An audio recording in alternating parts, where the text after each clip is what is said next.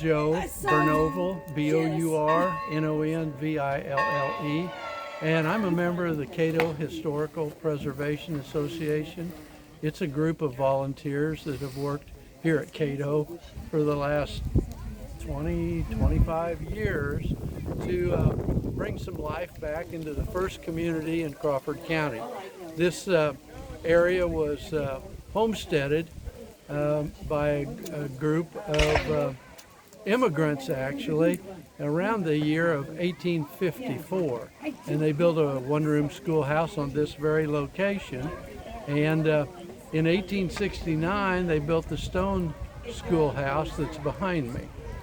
In 1914 is when the church was built. There's a lot of history in this area, and there's a lot of volunteers that come together every year to bring that history to life.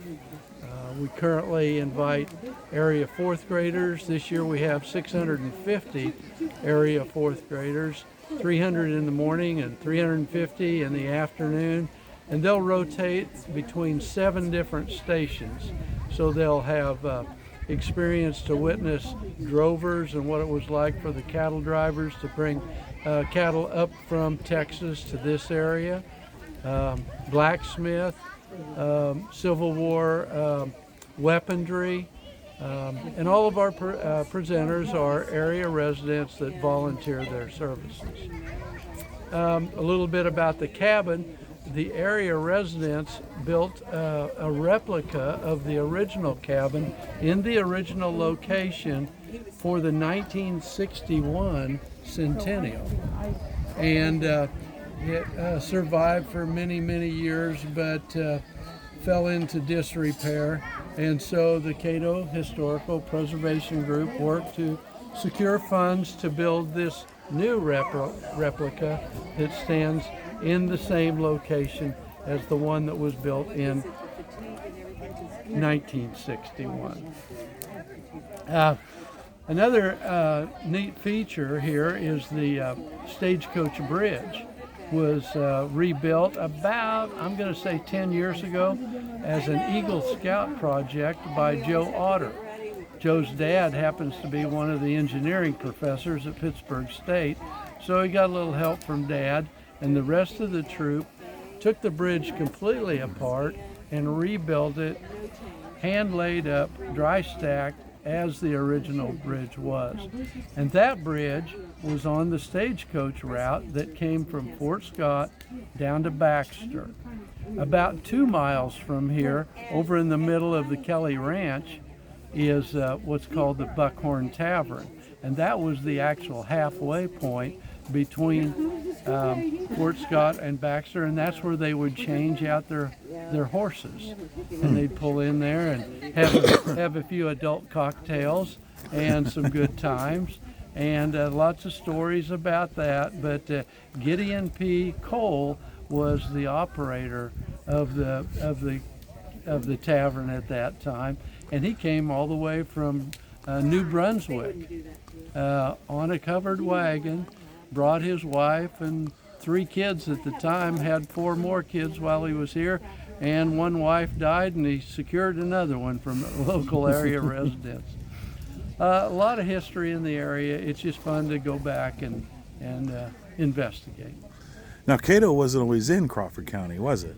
You're correct. Yeah, originally the county